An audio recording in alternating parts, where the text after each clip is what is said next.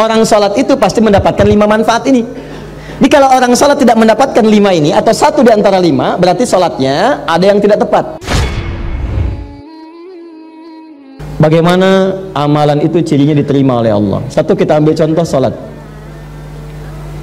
Kedua, kemudian zakat. Ya, ketiga kemudian puasa. Keempatnya haji dan umrah. Secara umum, satu, ciri amalan diterima itu, yang pertama, jika manfaat-manfaat dari amal itu bisa nampak dalam kehidupan. Manfaat-manfaat atau fungsi dari amal yang dikerjakan itu nampak dalam kehidupan. Tahan, saya beri contoh misal. Maaf teman-teman, saya berikan kaidah umum dulu ya, kaidah umum. Itu semua ibadah itu kan bukan hampa makna. Semua ibadah itu punya fungsi, punya tujuan, punya manfaat. Ya, misal Sholat itu telah kita uraikan di awal bahasan kita, punya 5 manfaat. Orang sholat itu pasti mendapatkan 5 manfaat ini. Jadi kalau orang sholat tidak mendapatkan 5 ini, atau satu di antara 5, berarti sholatnya ada yang tidak tepat.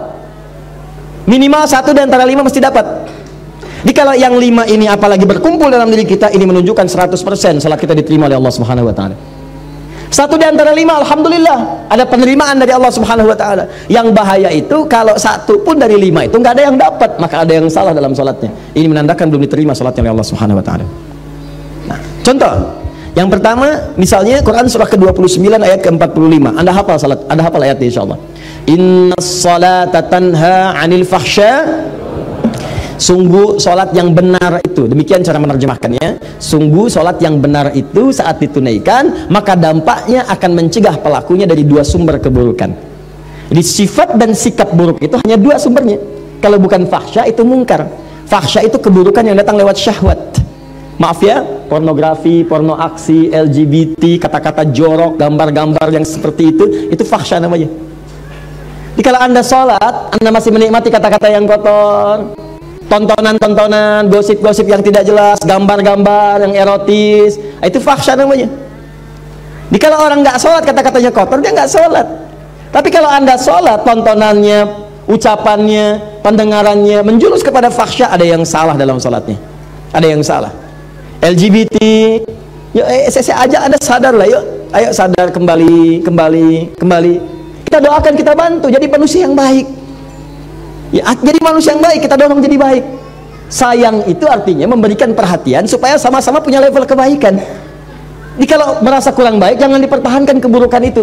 Maaf ya, cuman setan yang mempertahankan keburukan. Karena beda manusia dengan setan, setan salah nggak kenal benar. Karena itu setan salah nggak mau tobat. Kalau manusia itu salah dan tobat. Jadi kalau ada manusia salah nggak mau tobat, patut dipertanyakan dia manusia apa bukan. Itu rumusnya. Adam itu manusia, salah, turun kalimat tobat, Quran surah 2 ayat 37. Tobat, diucapkan kalimat tobat, Quran surah 7 ayat 23. Begitu diucapkan, diterima tobatnya. Fatalaqa Adamu min rabbi kalimatin fataba alaihi. Apa kalimatnya? Rabbana zalamna anfusana wa illam taghfir lana wa tarhamna lanakunanna minal. Begitu diucapkan, diterima tobat. Setan salah, diberi kesempatan tobat, Quran surah 7 ayat ke-12. Kata Allah, ma mana'aka alla tasjuda idza amartuk. Hei kamu setan, kamu salah, saya perintahkan nggak mau sujud. Kenapa nggak mau sujud? Itu kan perintah saya. Itu kalimat kesempatan tobat nggak diambil. Apa jawabannya? Ana khairum minhu, khalaqtani min narin wa khalaqtahu min tin. Saya lebih hebat daripada Adam. Saya diciptakan dari api, dia dari tanah. Nggak level dari api, harus sujud kepada yang tanah. Marah Allah. Allah fakhruj, keluar kamu, keluar. Nah, jadi setan itu diminta tobat, diajak baik, nggak mau. Kalau manusia itu beda, diajak baik jadi baik. Ya, jadi kalau Anda misalnya mendapati keluarga, teman, kawan, kemudian dia salah, diajak untuk jadi baik, nggak mau, itu tandanya bukan. Tandanya dia sedang dipengaruhi oleh setan. Bukan tandanya dia setan. Ibu punya suami, diajak baik, papa jadi baik dong pak. Mama ini ngajarin papa, setan. Bukan. Ada pengaruh di situ. Jelas ya? Balik sini. Jadi orang salat itu pasti menjauh dari perbuatan fahsya, mungkar, keburukan yang diingkari oleh hati kita. Sumbernya nafsu perut dengan akal. Nafsu perut itu maaf, materi, mencuri, nafsu perut tuh, korupsi, kolusi, menipu. Nggak ada orang sholat nipu, mustahil. Ini yang paling aneh, orang sholat dia ikut sholat baru takbir keluar mencuri. Wudu, habis wudunya apa? Akhi, apa kabar? Dipakai juga. Sholat takbir, begitu takbir khusyuk kelihatan. Rakaat pertama mundur, tas orang diambil. Ada yang mundur, kotak infak di bawah. Ada yang salah, mustahil. Orang sholat itu kalau habis sholat dia ingat Allah. Kalau orang ingat Allah mustahil bermaksiat.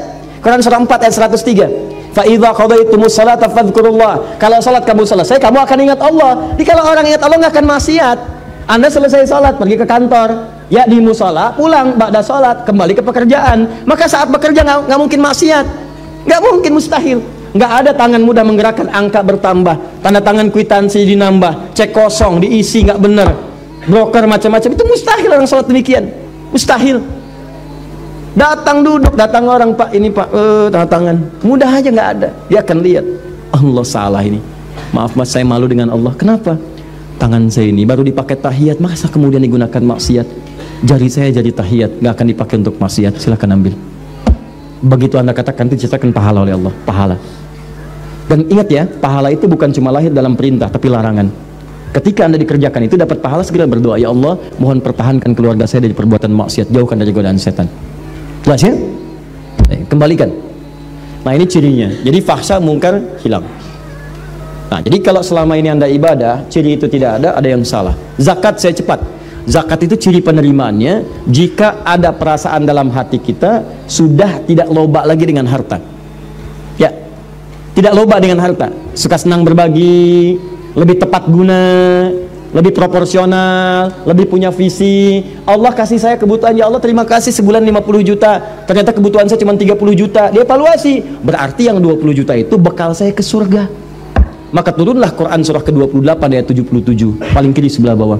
Wabtaghi fima atakallahu daral akhirah wa la tansa nasibaka minad dunya. Kata Allah, hei fulan, saya titipkan harta buat ngejar ke surga, karena amalan kamu itu nggak sama dengan dia. Dia itu kelihatannya sedikit, tapi malamnya bisa tahajud, siangnya bisa puasa, baca Quran sudah banyak, hafal Quran di dalam jiwanya, dalam kepalanya. Kamu ini saya berikan harta lebih, karena tahajud gak bangun-bangun, baca Quran belum mampu, hafal Quran pun di luar kepala, masih di luar, belum masuk. Saya berikan tambahan harta supaya nyusul amalan dia, diberikanlah harta berlimpah, masuk, dipakai. Makanya ketika kalimat itu turun, kalimat Qur'annya wabtaghi fima atakallahu daral akhirat, cari negeri akhirat dengan harta itu, sedekah, infak. Makanya orang-orang yang telah lulus ujian dengan harta itu, jadi orientasi mengejar peningkatan omsetnya itu untuk jadi akhirat, Bu, Pak. Betul, bagaimana bisa zakat kalau nggak ada uangnya? Bagaimana bisa sedekah kalau nggak ada uangnya? Setiap kita punya peluang, teman-teman, kalau bisa ya punya visi. Saya juga berusaha sama, walaupun cuma 3.000 misalnya, berusaha jadi uang tambahan 3.000 supaya bisa infak. Bagi 3.000, bagi dalam sebulan, sehari 100 saya nggak apa-apa, sehari 100. Dan ikhlas tuh nggak usah pamer sama orang. Mau ngasih ke kotak infak cuma 100, nggak apa-apa, ikhlas, nggak usah pamer. Ya begitu dimasukin dalam Jumatan misalnya kan, bagaimana caranya supaya tidak terdengar oleh orang lain, ikhlas, lega, masuk. Nggak apa-apa, Allah nggak akan lihat kok nilainya. Berdasar keikhlasannya diberikan apa yang mungkin orang lain tidak dapatkan itu. Jelas ya? Teruskan kemudian, maaf, puasa cirinya peningkatan takwa, la'allakum tattaqun. Itu sudah saya jelaskan. Kemudian haji dan umrah cirinya, ini yang sudah haji, maaf sekali. Kalau sudah haji berarti insya Allah ahli surga. Ya, kalau syarat-syarat diterimanya ibadah itu nampak dalam diri kita. Apa syaratnya itu? Disebut dengan birrun namanya. Birrun itu sifat baik yang muncul setelah yang jeleknya hilang. Makanya Anda dalam haji dan umrah, terutama haji, kan itu menghilangkan sifat buruk. Coba Bu, Ibu kan kalau haji, apa amalan pertama yang dikerjakan dalam haji? Wukuf kan? Wukuf di Arafah. Kenapa disebut Arafah? Mengenal kekurangan-kekurangan diri untuk mengenal Allah. Makanya sebelum berangkat haji itu, nih yang mau haji nanti ya, kan kami tiap tahun buka nanti pendidikan untuk manasik, bebas terbuka untuk siapapun. Jadi diantara caranya begini, sebelum berangkat catat dulu kekurangan kita, tuliskan. Lihat di cermin, kurang apa? Tanya suami, tanya istri, tanya anak, tanya tetangga, saya kurang apa? Papa, mama ini merasa tidak sempurna. Memang, misalnya. Bapak tolong dong Pak, jangan bercanda, sampaikan kekurangannya gitu kan. Ya sudah, ayo mama tulis nomor 1, tulis, gak apa-apa. Nomor 2, nomor 3, mama nomor 1 hapus aja, itu sudah nggak jadi. 2, nih kan, terus kan 3, bisa tuliskan, 4, terus diurut sampai selesai. Misal contoh kan, ya karena mama sudah berubah yang itu, nggak apa-apa, itu tinggalkan aja. Mama masuk ke yang selanjutnya, tulis itu 1, tulis sampai habis. Nah begitu sudah selesai, datangi anak. Udah gitu datangi tetangga, tanya. Begitu berangkat kemudian haji, datang ke Arafah, antum wukuf itu diam berkontemplasi, diam renungkan. Ya Allah, saya salah, terjebak ya Allah, minta ampun. Datang ke Muzdalifah itu dia kata izdalafa, sesuatu yang membuat terpeleset. Ya, datang ke Muzdalifah, ini yang menyebabkan saya sering terpeleset. Apa itu? 3 faktor. 1, diri saya sendiri, Aqabah. Yang kedua, lingkungan sekitaran yang dekat, disebut dengan wusta. Yang ketiga, yang jauh, ula. Walal akhiratu khairul laka minal ula. Kadang-kadang maaf, perbuatan buruk itu bukan karena orang lain, karena diri sendiri nggak bisa nahan nafsu. Teman lewat nggak negor kita marah, bukan karena dia nggak negornya, karena Anda tidak bisa menahan amarah Anda. Kalau Anda bisa tahan, enak, husnudzon, oh mungkin dia sedang buru-buru atau mungkin sedang sakit gigi. Ya, besok dia lewat, kita sapa, dia nggak nyapa, kita sapa. Jeng, apa kabar? Iya, maaf kemarin saya nggak nyapa, saya sedang buru-buru, aduh mohon maaf ya. Nah nggak apa-apa, tapi saya takut nanti disebut nggak sopan. Nggak apa-apa, biasa aja. Aduh kau baik amat, si amat aja nggak baik gitu misalnya. Nah, jadi enak gitu, ada hubungan yang nyaman. Jalan, lihat lagi ya. Ada faktornya itu dirinya bagus, cuma lingkaran sekitaran nggak bagus. Bapak bagus, istri kurang pengertian, repot. Papa kan bupati Pak, membayangkan, kebayang enggak mah. Coba lihat tuh, camat aja Pak Si Hasan mobilnya udah Alphard, masa papa yang bupati masih Innova? Terus keluar kalimat itu tiap hari tuh, keluar. Apalagi yang istri camat tadi sering posting di Alphard, gitu kan. Keluar, besok ya sudah terpaksa beli lagi gitu kan Alphard dengan merek yang baru. Keluar, pekan depannya KPK datang. Lihat, kadang lingkungan sekitar ada Pak, bayangkan karir suami habis karena pengaruh pasangan, atau istri yang baik punya suami yang kurang bagus.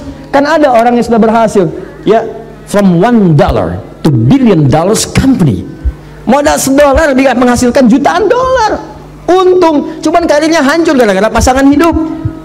Sama istri bagus, berhijab bagus, indah, punya pasangan kurang baik. Mama, papa ada family gathering, nanti kita akan bersama mereka, tolong mama copot dulu ya jilbabnya, nggak ada yang berjilbab mah nggak enak sama yang lain. Tuh apa? Katakan dengan yang lembut, Pak, pekerjaan itu sudah diatur, ajal kita juga kurang jelas Pak, mungkin di pertengahan kita wafat. Ini kerudung sudah dipakai 30 tahun, amanat mama almarhumah. Aku takut kalau ini dilepas kemudian wafat, bagaimana pertanggungjawabannya? Gak apa-apa, lebih baik kita kehilangan pekerjaan daripada kehilangan surga dan berpisah di akhirat nanti. Wah, catat. Itu indah. Daripada lu apa-apa marah, apa? Jelas ya? Atau ulah, maaf, istri baik, suami baik, diri baik, cuman orang-orang jauh yang baru dikenal memberikan pengaruh yang tidak baik.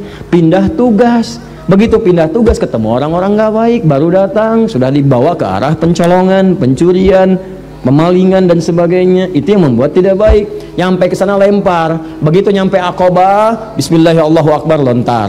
Wusta, lontar. Ula, lontar. Begitu dilontar, hilang. Pulang ke tanah air jadi baik.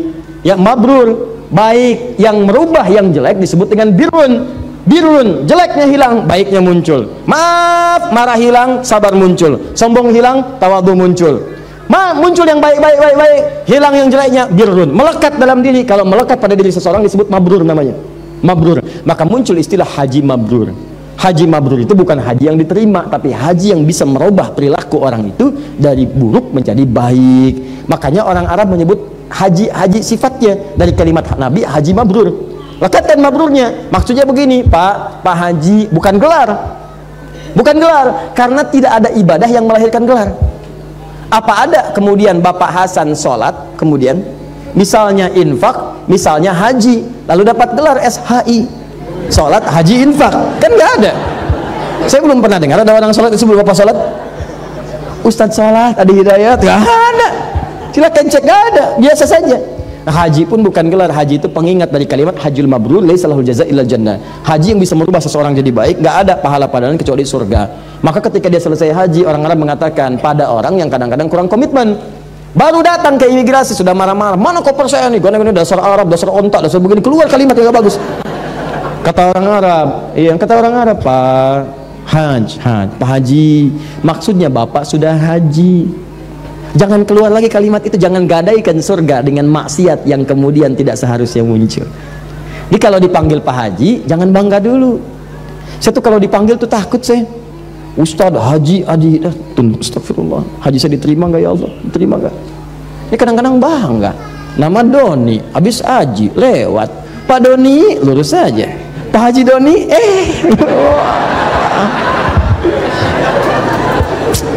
ada aja. Nah gitu ya. Nah, jadi ini kurang lebih. Jadi kalau ini sudah muncul dalam diri kita, ini gambaran amalan kita diterima oleh Allah Subhanahu wa taala. Jelas? Nah, yang terakhir, apa syarat amalan itu diterima? Nanti itu kita bahas di pertemuan berikutnya insyaallah.